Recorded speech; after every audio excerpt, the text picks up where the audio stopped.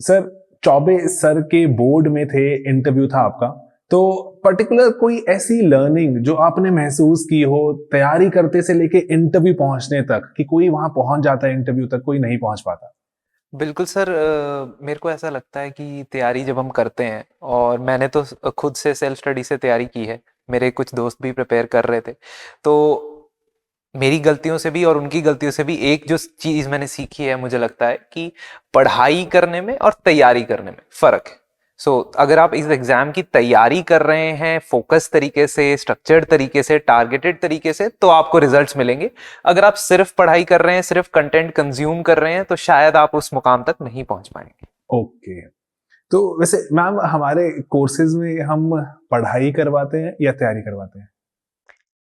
Sir जैसे जब भी स्लीपी के कोर्सेज कंटेंट की बात होती है तो हर बच्चा सर एक ही चीज कहता है, रैंक ओरिएंटेड कोर्स है, रैंक ओरिएंटेड कंटेंट है। अब ये सर क्यों कहा जा रहा है? क्योंकि कोर्स तैयारी करा रहा है, और ऐसी तैयारी करा रहा है सर कि आपका रैंक डेफिनेटली आएगा। सर बिल्कुल सर, एग्जाम्पल ले लेते हैं। जैसे उत्तराखंड फ्लड्स की बात कर लेते हैं, तो बहुत सारा कंटेंट अवेलेबल है मार्केट में, बहुत वीडियोस भी अवेलेबल हैं। अब एक चीज जहां पे डिफरेंशिएशन होगा, क्या आपने एग्जैक्ट फिनोमेना पढ़ा है? ग्लेशियर लेक आउटबर्स्ट फ्लड्स क्या आपने पढ़ा है? ए। बी, यदि आपने पढ़ लिया है तो क्या आपको ये पता है कि एग्जाम में अटेम्प्ट कैसे करना है, किस तरह का डायग्राम बना के आना है, किस तरह से हेडिंग्स प्लेस करनी है, किस तरह से उसको इंटरलिंक करना है with current affairs, and conclude कैसे करना है? I think that is what we doing in our courses. इतने एप्लीकेशन ओरिएंटेड कोर्सेज है सर, कैसे आपका रैंक नहीं आएगा? एब्सोल्युटली आएगा सर। तो मैम, वैसे यहाँ पर एक पैरेलली जो क्वेश्चन जो जुड़ रहा है दिमाग में, कि जो कंटेंट की कमी नहीं रही है दुनिया में, फ्री वीडियोस और इतने सारे पीडीएफ्स, टेलीग्राम चैनल्स एक्सेट्रा, कितना कुछ अवेलेबल है। मुझे ऐसा लगता है, मेरे मानने में, कि अभी हम एक जो डिसएडवांटेजियस जो एक प्रोपोर्शंस पर हैं, जहाँ पे कंटेंट, फ्री कंटेंट बहुत ज्यादा अवेलेबल है, तो स्टूडेंट की मदद हो रही है अभी, या फिर जो फ्री कंटेंट से स्टूडेंट थोड़ा सा दिक्कत का शिकार हो रहा है? क्या लगता है आपको कि ये फ्री वीडियोस कंटेंट पे आपकी क्या राय है? मैम, स्लीपी क्लासेस भी बहुत सारा कंटेंट फ्री प्रोवाइड करता है, तो अकॉर्डिंगली हमें एक सोचना पड़ेगा कि बच्चों के साथ हम कैसे न्याय भी कर रहे हैं। सो जैसे ना, मुझे लगता है कि इस क्वेश्चन को दो लेवल्स पे आंसर करना जरूरी है। पहला, इतना फ्री कंटेंट अवेलेबल है तो क्यों हम स्लीपी से जुड़ रहे हैं? ऑफ कोर्स यूट्यूब पे इतना कंटेंट अवेलेबल है, रादर मार्केट में इतनी किताबें हैं सर, तो क्यों हम किसी कोर्स से जुड़े? पहली चीज। अब सर बहुत सिंपल है, जो मुझे लगता है कि हमेशा से ही किताबें तो बहुत रही हैं, गुरुओं की क्या जरूरत थी? या लेट्स से एनसीईआरटी की किताबें अवेलेबल हैं, लोग स्कूल क्यों जा रहे हैं? घर बैठ के पढ़ लें। और या स्कूल भी जा रहे हैं तो ऐसा बहुत बार होता है कि बच्चे ट्यूशन भी जा रहे हैं। क्यों जा रहे हैं? बिकॉज एक ऑब्जेक्टिव है, उसको अचीव करना है। तो सर बड़ी सिंपल सी बात है कि इतना कंटेंट अवेलेबल है, बहुत मुश्किल हो जाता है टू डिसाइड कि क्या कंटेंट एप्रोप्रिएटली आपको रैंक दिलाएगा।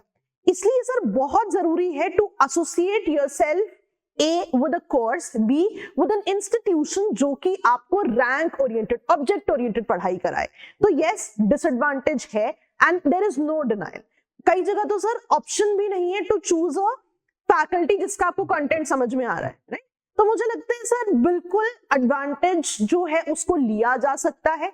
कैसे? आप एक सही कोर्स से जुड़िए, सही वीडियोस और सही कंटेंट को पढ़िए जो आपको रैंक की तरफ ले जाए। और मैम, जैसे कैसे जज करें, अगर स्लीपी क्लासेस की बात करें, कैसे कोई तरीका एग्जिस्ट करता है जज करने का कि कोर्स अच्छा होगा नहीं होगा? सर मुझे लगता है ना कि YouTube वीडियोस बहुत ही बढ़िया इसका एक माध्यम हो सकते हैं, पहली चीज।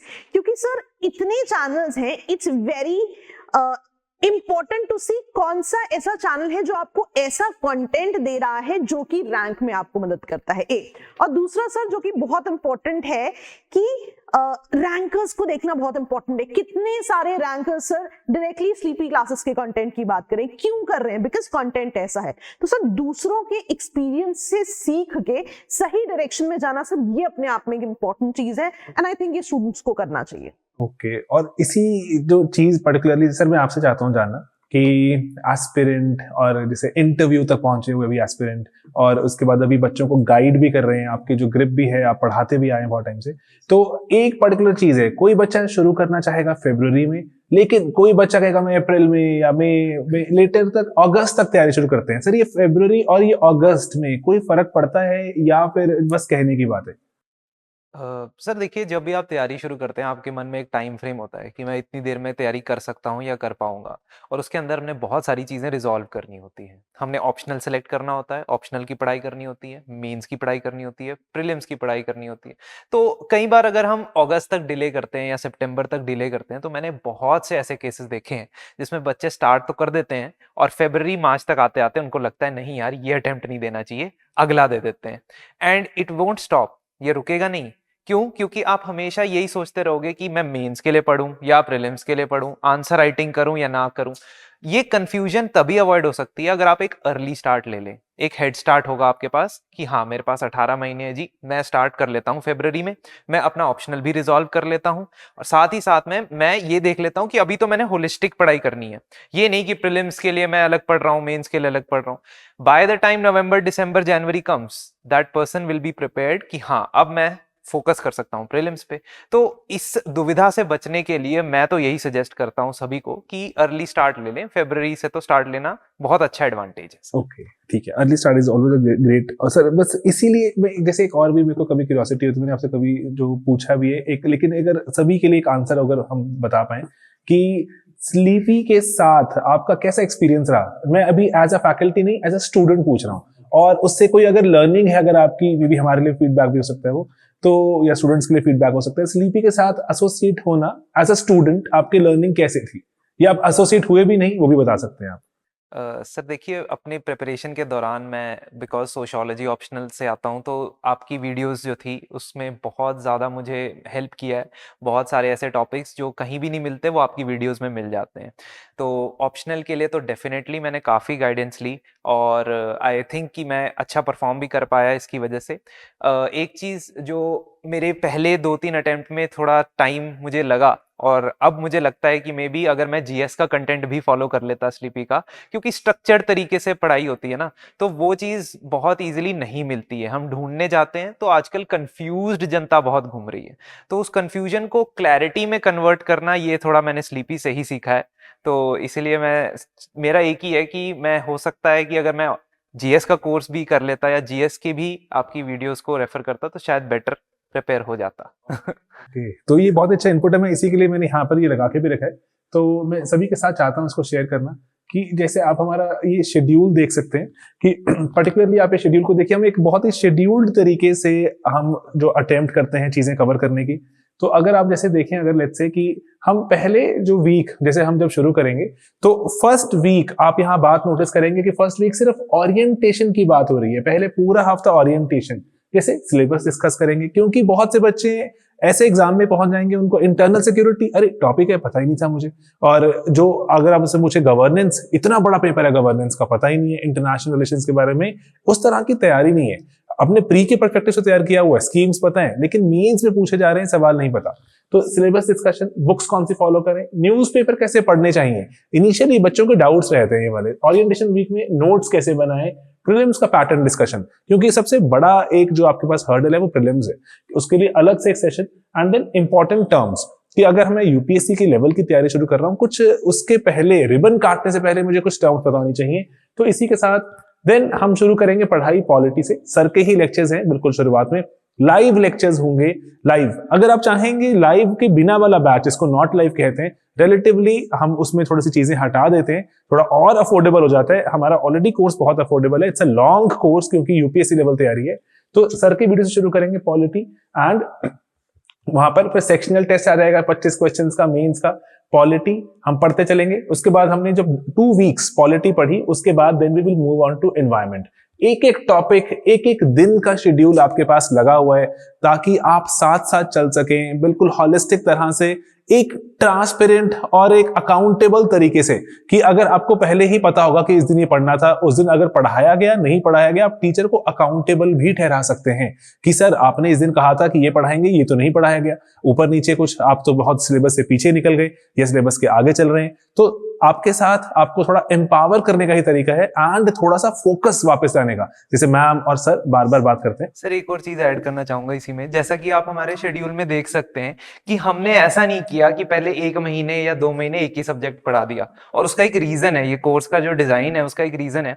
मैं बहुत सारे बच्चों से बात करता हूँ जिन्होंने ऑनलाइन बहुत सारे कोर्सेज लिए हुए हैं, तो वो कहते हैं कि जी हमें पहले 1 महीना या 2 महीना ज्योग्राफी पढ़ा रहे हैं, या 1 महीना 2 महीना पॉलिटी पढ़ा रहे हैं, और फिर वो मुझसे पूछते हैं कि करंट अफेयर्स कैसे करेंगे। न्यूज़पेपर पढ़ना तो नहीं समझ आएगा जब तक सारे सब्जेक्ट नहीं कवर हो जाते। तो हम इसी तरीके से बैलेंस बनाए कि 12-12 दिन या ऐसे 2 हफ्ते में आपके 3 सब्जेक्ट्स, 1 महीने में 3 सब्जेक्ट्स कवर हो जाएंगे, तो आपको न्यूज़पेपर रीडिंग भी जल्दी स्टार्ट कर सकते हैं।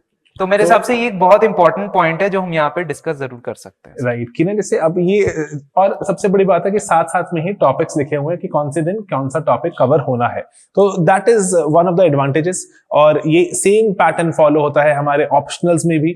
ऑप्शनल में पर्टिकुलरली अगर आप देखते हैं, sociology optional, political science 2 optional है, anthropology might start this year as well. तो इसीलिए इंपॉर्टेंट है कि अगर किसी ऑप्शनल के साथ जुड़ते हैं, जीएस में जुड़िए। जीएस में जुड़ते हैं, आपको ऑप्शनल हमसे मैच करता है जो हम पढ़ाते हैं, ऑप्शनल में आइए। कॉम्बो कोर्सेज बेस्ट हैं, टाइम को बेस्ट यूटिलाइज करते हैं, रैंक निकालने हैं ज्यादा से ज्यादा, यही एक उम्मीद है। टीम यहाँ पूरी एफर्ट करती है उसी के लिए, एक वन ट्रैक माइंड के साथ काम कर रहे हैं कि ये सब चीजें अगर हम पढ़ा रहे हैं, बच्चों को एम्पावर करने की तरफ लेके जा रहे हैं, कुछ पढ़ाई तो कर ही रहे हैं लेकिन पढ़ाई से अब तैयारी की तरफ चलते हैं। तो दोस्तों ऐसे ही निकलते हैं रैंक। इतने सारे बच्चे जुड़ते हैं स्लीपी के साथ, शायद एक ये कारण है पर्टिकुलरली जो रैंक निकाल पाते हैं, वो यही है। 13 फरवरी से क्लासेस स्टार्ट होने वाली हैं, लाइव सेशंस हैं, और इसी कारण मैं आपको जो इनवाइट कर रहा हूं कि आप एनरोल कीजिए, यहाँ पे पार्ट बनिए कोर्सेज का, चाहे वो हमारे ऑप्शनल है चाहे वो है GS, and I would prefer अगर आप ज्वाइन करें कॉम्बो कोर्सेज, कॉम्बिनेशन दोनों को इकट्ठे ज्वाइन करते हैं। ठीक है दोस्तों, तो mains answer writing, prelims answer writing सब इसका पार्ट है, और इसके साथ ही मिलेगा। एज विल की प्रोग्रेसिंग और एम्पावर करते रहेंगे। और जो ये हमारा पूरा सेटअप है, ये हमारे ऑफलाइन सेंटर का सेटअप है, वहां बैठ के हम इसको बता पा रहे हैं। ऑफलाइन अभी 2024 के लिए it is not yet announced, अगर अनाउंस हुआ तो you will be informed in due course of time. लेकिन अभी यहाँ पर अभी जो चल रही है 2023 की क्लासेस बच्चों के लिए, एक छोटा सा ग्रुप है हमारे साथ 50-55 बच्चों का, उनके साथ ही हम क्लासेस चला रहे हैं अभी, और काफी इंकरेजिंग और काफी जो मजेदार एक्सपीरियंस रहा है सो फार, जो ऑफलाइन का सर की शाम को क्लास भी ऑफलाइन की। तो इसीलिए ऑफलाइन अगर हुआ तो we will keep you informed, and अगर आप चाहते हैं उसका पार्ट बनना है तो डेफिनेटली, लेकिन तब तक मैं चाहूंगा वेट मत कीजिए, क्लासेस शुरू कीजिए। अगर हुआ तो ऑफलाइन में अपग्रेड कर लेना, लेकिन शुरू कीजिए। फरवरी इज ऑलरेडी हियर, एंड जो फरवरी का फायदा उठाते हैं। ठीक है, तो जल्दी स्टार्ट करने वाले को जल्दी आइटरेट करने का मौका मिलता है कि अगर मेरे को क्या गलतियां हुई मुझसे मैं ठीक कर पाऊं, उसको मौका मिलता है। ठीक है, गलतियां तो होंगी ही होंगी, तो गलतियों को इंप्रूव करने का टाइम होना चाहिए, बस पछतावा ना रह जाए। ठीक है दोस्तों, एफर्ट करते हैं, मेहनत करते हैं और रैंक की तरफ चलते हैं, रैंक ऐसे ही निकलते हैं। ठीक है दोस्तों, thank you so much, and आप सबने यहाँ टाइम निकाला, मैंने आपको पुश किया कि बच्चों से बात करते हैं। Thank you so much everyone.